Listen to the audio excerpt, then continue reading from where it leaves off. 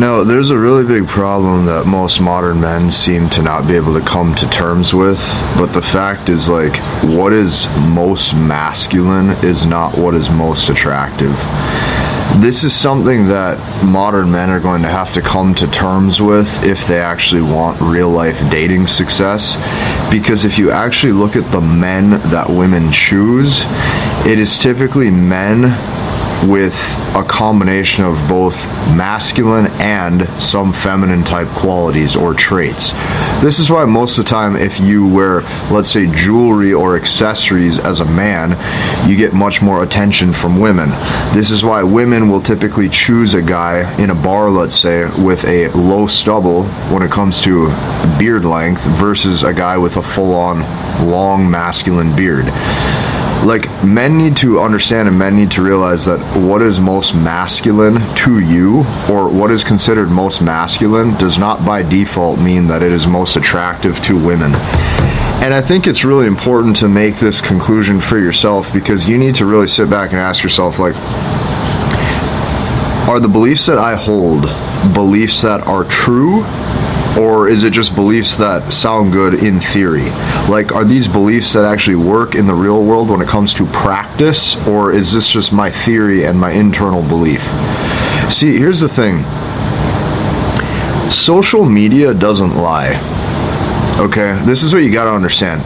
Sure, social media might have some negative side effects where people say, like, oh, you know, it's harder to date than it ever was before, or hypergamy is off the charts and it's harder to get any options more than it ever has been. Okay, sure, maybe that's true to some degree, but it also gives you a pretty damn good clear picture of which men are selected by women and which aren't.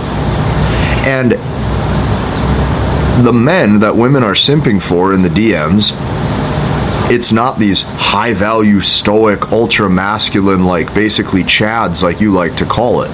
These aren't the guys getting chosen. So I think that, like, maybe this was due to, like, over the years, like, such heavy influence of, let's say, like, the red pill movement, for example, or, like, the manosphere movement, for example. And this sounded really good on paper for a lot of guys to say, you know, if I just become more masculine, and if I choose to become the most stoic, masculine, you know, whatever, I'm going to have all the options. But that's not the case. Because if you actually look who the women are choosing, it is never who you actually think it is. And this is why actors, musicians, songwriters, DJs, party animals, dudes constantly at the bar having a good time, dudes up and down even with their emotional state, these are the guys getting the most play from women. These are the guys with the most options. And these are the guys even where sometimes, like, his behavior is volatile or erratic and she thinks it's hot because she's stimulated. You got to understand this. A lot of times these stoic, ultra masculine dudes, she doesn't feel anything for them. She doesn't feel anything for them, and they're completely boring. So all you have to do is you have to actually look at who are the men that women are actually choosing. And most men simply cannot wrap their heads around the fact, they cannot wrap their minds around the fact that what is most masculine is not what's most attractive. Let me give you an example. I'm going to put up this picture, okay, right here. I would say that this photo was me inside of the male gaze, G-A-Z-E, okay? Now, compare that to this photo of me in my younger years. I would say that this photo appeals more to the female gaze, G-A-Z-E, okay? You're going to look at the second photo when I'm younger without a beard, and you're going to see that I have softer features, and you're going to see that I look more like the pretty boy type. The amount of choosing signals that I got from hot women, okay, in that second photo, night and day difference, okay, compared to this photo that I just showed you. Which is why as I've gotten older, okay, I've had to reevaluate different things and different characteristics to really understand attraction at a fundamental level. Now, what this looks like with age, once I actually understand stuff at a deeper level, starts to look like this. And this right here is me in my older years, also appealing to the female gaze, G-A-Z-E. So you're going to have to make a choice. You're going to have to make a decision. You can choose to be the most masculine, but that doesn't mean you're going to get laid the most. You can choose to be the most masculine. That doesn't necessarily mean that the women are all going to choose you. And what I can tell you is that every single time in my life that I've attracted the most women, is when I was getting the most hate from other men. You can choose to be the highest value stoic, non-reactive, unemotional, whatever you want to call it, whatever more videos you want to keep watching. But the stuff that I talk about comes from a decade of actually getting laid and constantly reevaluating what works and what doesn't. It comes from a decade of practice, a decade of actually seeing what works in the real world.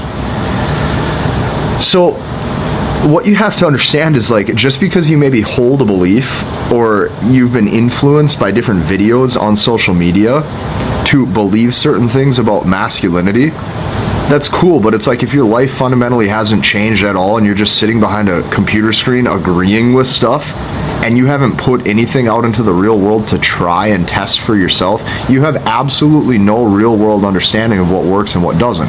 And one of the things that guys are going to have to come to terms with is that what is most masculine is typically not what's most attractive to women. This is why women gravitate towards a blend of guys who have both masculine and feminine characteristics, because at the end of the day, she wants everything because she wants dad. Let me give you an example. Let's say there's a woman, women, for example, who understand the male lens of attraction do this really well, because a lot of times they start to actually fit the mother archetype. So what happens? You're out and about and you see that woman in that beautiful sundress and she looks just elegant. It does something to you where you almost want to go and talk to her. And you'll want to talk to her on a different level. It's like you're almost going to give yourself more courage, even if you think that she's intimidating because of her beauty or whatever. You're going to even give yourself more courage, or you're going to feel like you're going to have an easier experience talking to her, and this is actually going to go somewhere, compared to just like, you know, the hot girl that you see out at the bar or something, who's all dressed up. When you see a woman who knows how to embody the right traits to appeal to the male lens of attraction, it does something to you where you want to go and talk to her, because she's demonstrating the mother archetype, because you see traits that would appeal to your lens of attraction and appear nurturing or feminine or soft or sweet, which makes you gravitate towards her. Listen, women want dad, the father archetype.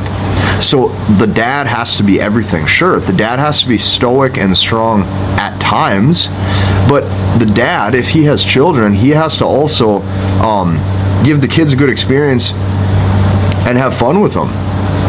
And he has to show that he doesn't take life too seriously, so that way the kid can be in a playful state and have fun.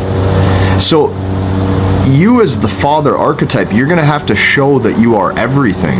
Yes, you are stoic from time to time. Yes, you are strong from time to time. But yes, you're also going to embody the traits that also shows for the long haul that you are a good fit, which is why women want everything. And the guy who satisfies hypergamy is the guy who satisfies everything best. That's why when a woman really likes you, she calls her girlfriends and she says, he's strong and he's smart and he's funny and he's handsome, and he makes me feel good, and he is strong enough to disagree with me from time to time if I'm wrong, but he's also super playful and I always feel safe around him. She's going to tell her girlfriends the wide array of emotions that guy gives her.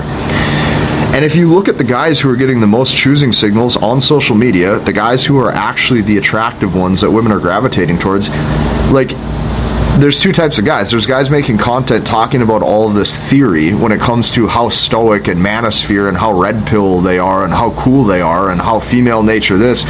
But if you actually look at their options, they don't have very many. Then if you look at the guys who maybe don't study any of that stuff at all, but you actually look at their behavioral habits and if they're attractive or not to women, the guys who are winning are not the guys who you think. So men are going to have to come to terms with the fact that what is most attractive to women is not typically what is most masculine, and there's a very high degree or a very high probability that some of the beliefs that you've held are probably fundamentally wrong. Now, if you want real dating success and you want to be around a community of dudes who are actually the ones who are learning, understanding, and mastering the language of women to actually get laid, to actually have a better dating life, to actually attract really hot women instead of just sitting there talking about a bunch of masculinity concepts, then join us in the community that I built to help you learn, understand, and master the language of women. Because at the end of the day, what actually matters is the amount of dating success you have, not what just sounds good.